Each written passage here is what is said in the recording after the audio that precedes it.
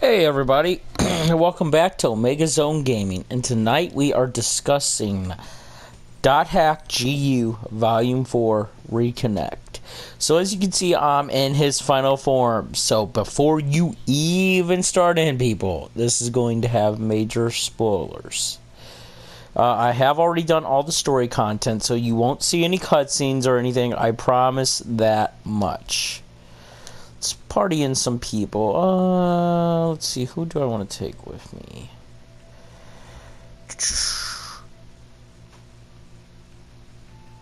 I think I'll take Ovan.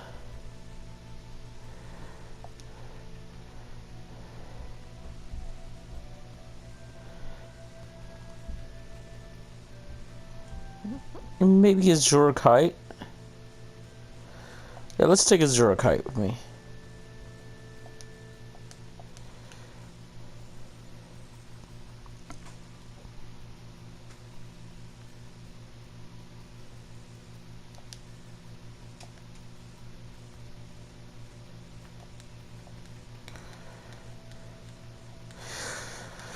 So, let's go ahead and start discussing what I think of Volume 4. I'm going to go around town real quick, make my usual lap that I do there.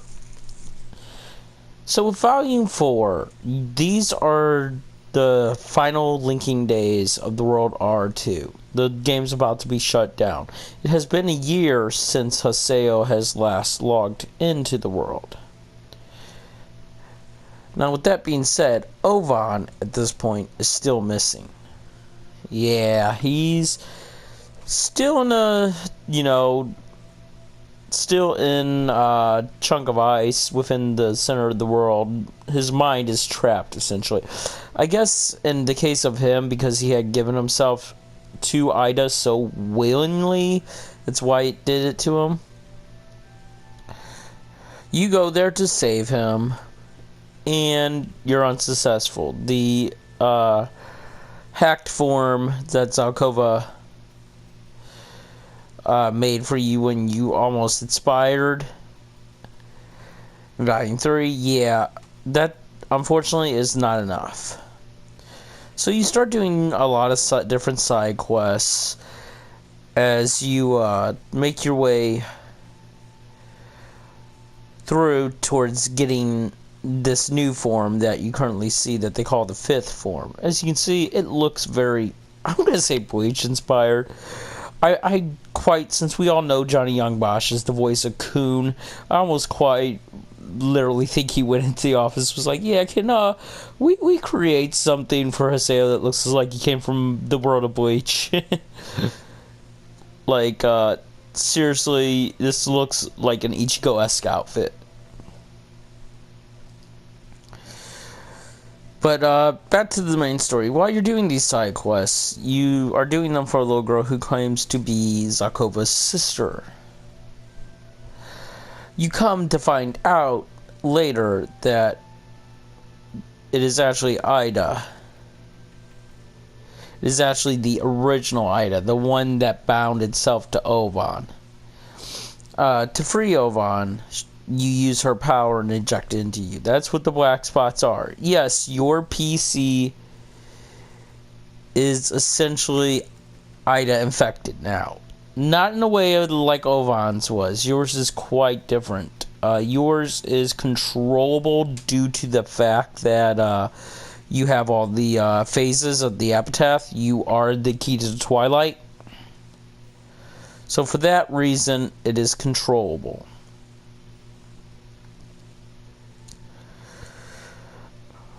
You go and you free Ovan.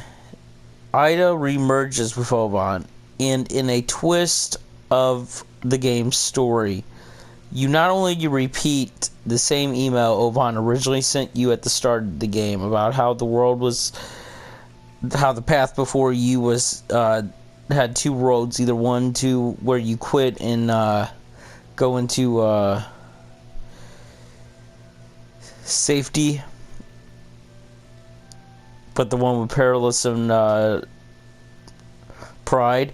Yeah, you give that exact same line to Ovan, and then once he accepts your help, you welcome him to the world. A fitting wrap-up. There is one other piece that comes in, and Elvon decides he needs to take you on one last journey before the servers shut down. During that journey, he, as a joke, and was good humor, by the way, Elvon, he pulls his weapon on you and jokes around about how the first time he helped you, now he's pointing the weapon. I know what you're thinking. With Ida remerging with him, does that mean all this was for nothing? That it all meant nothing? No, actually. The Ida that was in Elvon actually did learn. The Ida that's now in him is controllable. We can actually see his arm here. It's actually a different color than the Ida originally was.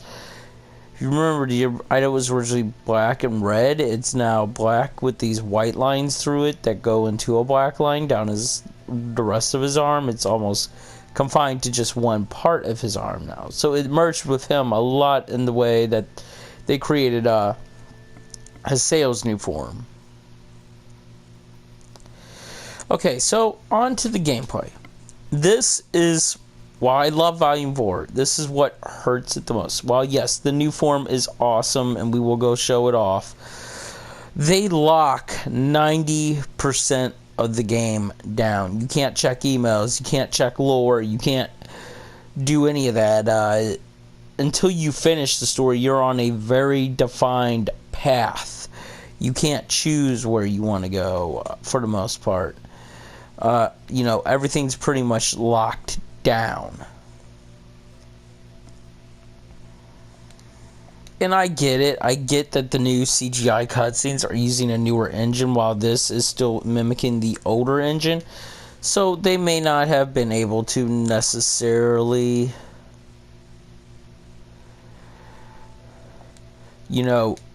do everything that they wanted to do. I'm hoping that maybe with the fact that after you beat the game, there's a thing that says you need to update to the latest version of the world to continue using these features, that maybe that means we're going to get some free DLC. I definitely wouldn't be opposed to free DLC there, Bandai and CyberConnect. So this is how his new form conducts combat.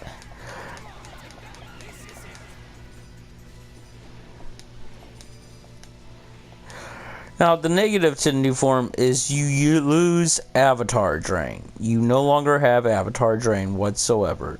It's gone. But the positive is you can trigger more and more things together now. And there are based around the avatars. So, as you can see, the Terror of Death, Double Trigger, the Avenger,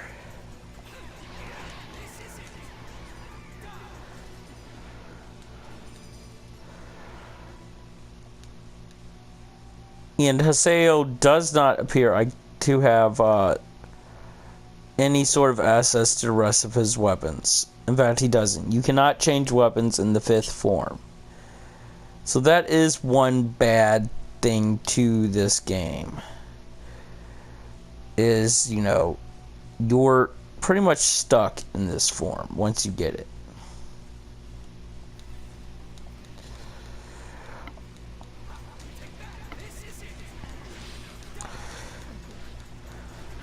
But the combat is definitely good. It's definitely fluid. Elvon's Ida stuff comes in really handy.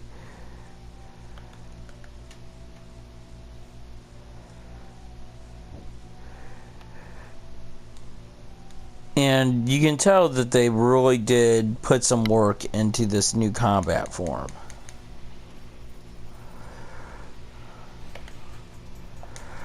I mean, each one of these had to take time for the cutscenes to make.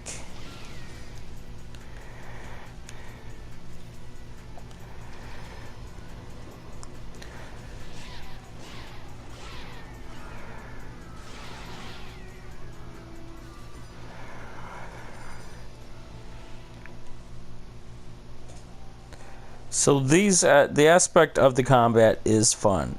It's just too bad that you can't either A, continue on and do more, which would have been really nice, or B, let us carry this form back, Bandai. Patch that in. This form is great, and the only use it has is pretty much for just like trolling areas right at the end of the game. You can't even take quests in this part, you know, because it's considered the final days of the game. You know, if you're gonna make this where, if, you know, well, not necessarily you, if something, let's put it that way, if something made it where, you know, you couldn't have everything open to us,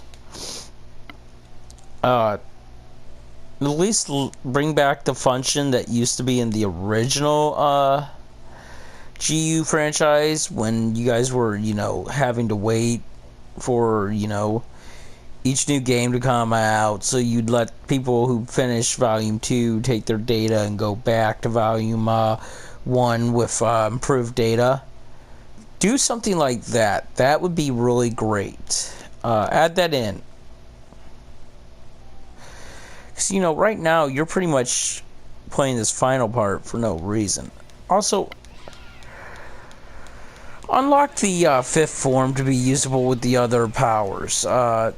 That would make this game really great, as far as, you know, replayability for the characters at the end. I get his final form is his pan-ultimate form. I really do. But, you know, I like dual wielding. I like the dual gunner, you know.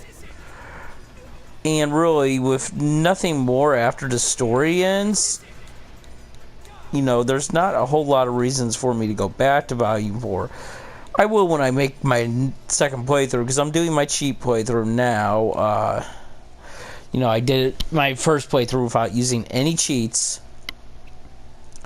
And I am doing my cheat playthrough now, so I definitely will make my way back up to Volume 4. But it's more of, why should I bother, you know, doing anything after I beat Volume 4? That's what I'm saying.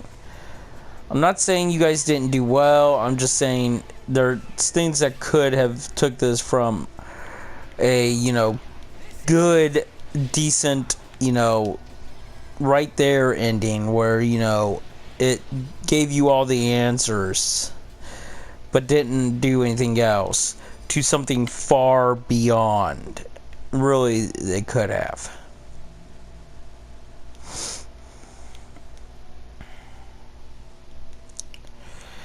So, what do I think about what everything else they did with it? I think the cutscenes are bloody gorgeous. They are some of the best looking cutscenes I've ever seen in any video game ever. I really want to say they used an engine at least on par with the GU movie trilogy, because that's just how good the cutscenes look for Volume 4. The music, outside the cutscenes, is ripped straight, you know, from the Volume 1, 2, and 3 games, since those are the base. But I'm not complaining, because I do love the .hack GU soundtrack. The only real complaint I have, and I haven't played in Japanese yet, which I do plan on doing a Japanese playthrough. Don't even worry about that, guys. When I do actually do a Let's Play on my channel, it will be in Japanese. But I love Yuri Lothal. I love Johnny Young Bosch. I love all these brilliant voice actors they got for the game. But it feels like they were phoning it in. Johnny Young Bosch at times seems excitable, but there's other times where it seems like, you know I'm just here for a short time. I'm not even going to bother. And Bandai, I may ask this to you on Twitter. Did Adelie's actress changed? Because she doesn't sound the same, and I don't like the new voice for Adelie.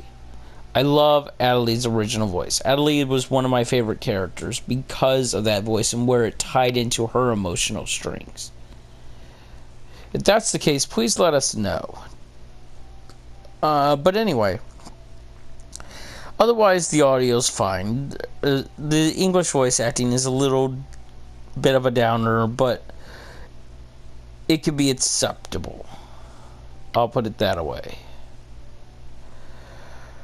What else do I have to say? Oh, the only other thing I'm really disappointed in is the prologue was going to be that short. There should have been a ton of unlockables, a ton of secrets. But I get that this was probably a last-minute decision to add this on when they started discussing it. I'm glad they did. I'm glad I know how it ends. I'm glad I know how the GU world ends before it goes into the world RX and .hack links. I'm glad I know that. I really am. I'm hoping for a little... I was hoping for a little bit more. It's a good ending, a satisfying ending, but there was room for improvement. Let's put it that way. It did do the job. It pulled at the emotional heartstrings. It got everybody back together for one last hurrah. And everything turns out the way you would want it to as the gamer. If you were in Hasael's shoes, this is the way you would have wanted it to turn out. Aside from that, I don't really have anything more to add to it.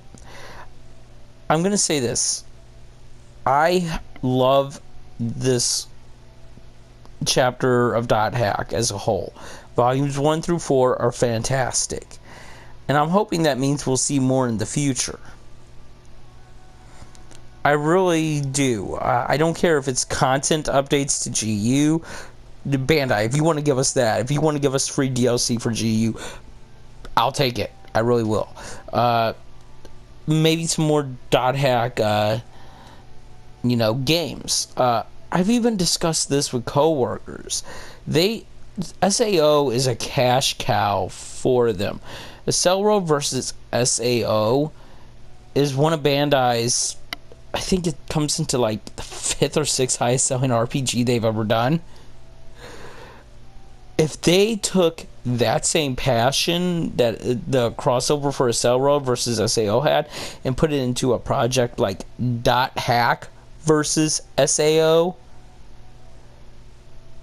both fan bases would come flocking. Hell, you would have new fans based on pure interest of how these stories connect. And there is a actually clear connection to .hack and SAO. There's actually a manga, I believe, and a short, like 30-minute spoof anime-ish kind of thing that ties them together.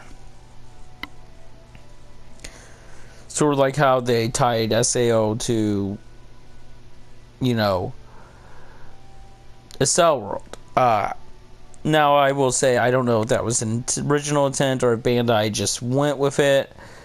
Because, all the things that SAO's writer does, claiming, oh, I did it first. Technically, none of y'all did it first. Technically, The Matrix did it first. But